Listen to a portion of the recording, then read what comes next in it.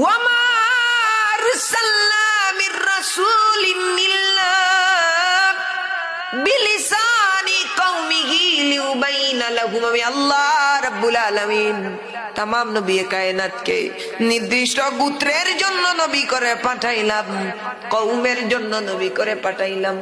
যতদিন নবী ছিলেন, আরেকজন নবী আসার আগ পর্যন্ত তিনার নবুয়তি ছিল। আরেকজন নবী চলে এসেছেন, উনার নবুয়তি শেষ হয়ে গেছে। কিন্তু আমার আল্লাহ ডাক দিয়া বলে, ইয়া রাসূলুল্লাহ, আপনারে নির্দিষ্ট কওমের জন্য নবী বানায় নাই, শুধু মানব জাতির জন্য নবী বানায় নাই।